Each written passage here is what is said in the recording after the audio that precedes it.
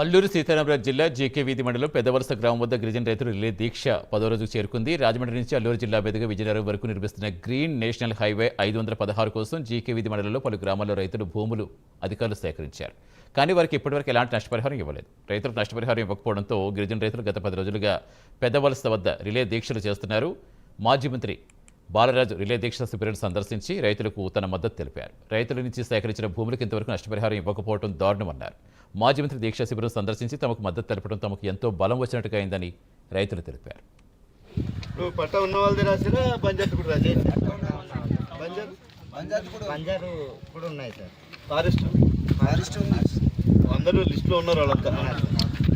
ఇదేమొచ్చి sir Banjar అయినా forest అయినా లేకపోతే గ్రామ కంఠమైనా మీ స్వాధీనంలో ఉన్న వాళ్ళు ఎవరు నష్టపోయినా పేర్లు రాయించుకోండి. అది రాయించుకోండి. దానికి కూడా ఒక లెక్క ఉంటుంది, ఎంత ఇవ్వాలి, ఏం చేయాలి ఏంటని. ఒకటి వేసుకున్నాను, ఒకటి మరి రోజు పోయింది. నాకు అదే ఆధారు మొత్తం ఎన్ని ఎకరాలు పోయింది తోట?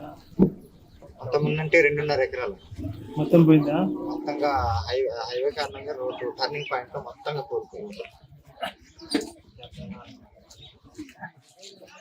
ఇంతవరకు మీకు ఎటువంటి నష్టపరిహారం ఇవ్వలేదు? ఒక రూపాయి కూడా ఇవ్వలేదా? నష్టపరిహారం ఇవ్వాలని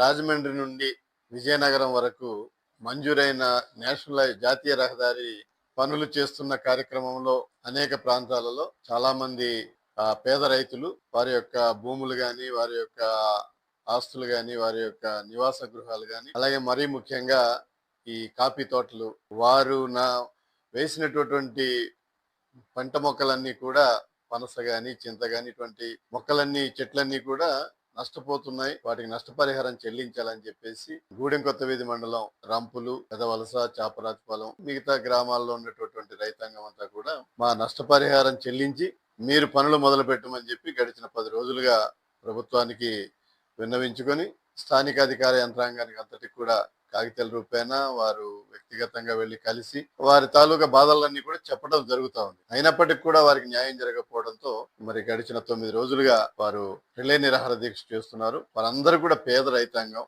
గిరిజన మహిళలు రోడ్డెక్కి పాపం మాకున్న ఆధారం ఇదే, మాకు ఇక్కడ నష్టపరిహారం అందించడంలో జాప్యం చేయటమే కాకుండా ఎలాంటి మరి ఎన్యూమరేషన్ చేయలేదు, వాటి నష్టపరిహారం ఎంత వస్తుంది, ఏమేమి పోయి అనే విషయాలు కూడా చెప్పడం లేదు. వారికి సంఘీభావంగా ఈరోజు వారందరితో కలిసి మీకు